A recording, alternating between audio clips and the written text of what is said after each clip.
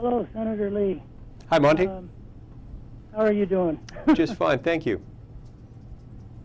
My question, I've been following this resolution and got me a little concerned, but one of the things I do, I run a small news blog called The Petroglyph out of Monticello, Utah, and I also write for another blog out of Salt Lake called the Utah Political Hub.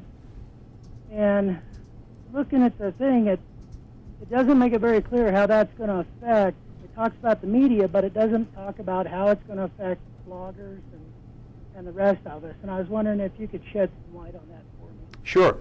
Yeah, Monty, I believe you're talking about Senate Joint Resolution 19. Sponsored by Senator Tom Udall from New Mexico. This is a proposal for a constitutional amendment that I strongly oppose. The basic gist of this proposed constitutional amendment is to make it possible for Congress to have expanded authority to restrict the right of the American people to spend money in an effort to influence the outcome of partisan political elections. Now, on its face, that might not sound objectionable to many people until you stop and think about what that really means, especially when you consider the fact that there is a carve-out for the freedom of the press. Basically, what they're saying is that if somebody owns a newspaper, or if they own perhaps a broadcast television or radio station, they can spend all the resources, spend all the time and money and resources they want using their media company to promote the candidate of their choice. The owner of a newspaper can spend millions of dollars if she wants under this proposed amendment campaigning for the candidate of her choice. But somebody else, if they don't own a media company, a newspaper or a broadcast station or something like that, they can't. That's not right, and it's not American. In other words, this would put the owners of media companies above all other Americans. If people want to be able to join together and each of them donate a small amount of money in order to promote a particular candidate of their choice, then they ought to have the right to do that.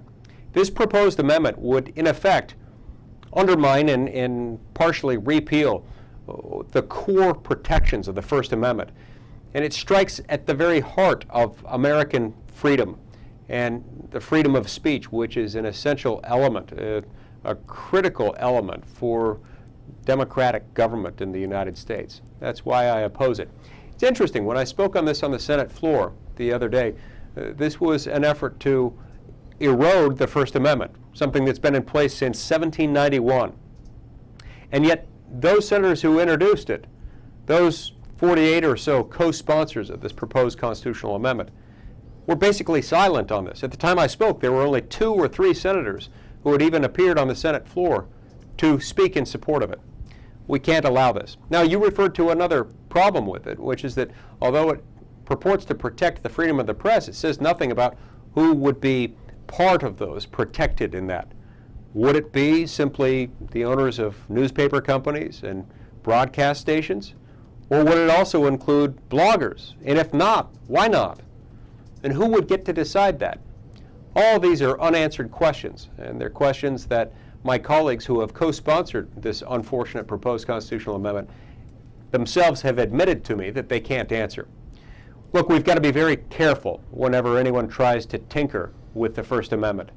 And I can't support this, nor can I sit idly by while someone tries to erode and undermine and essentially repeal the First Amendment of the Constitution.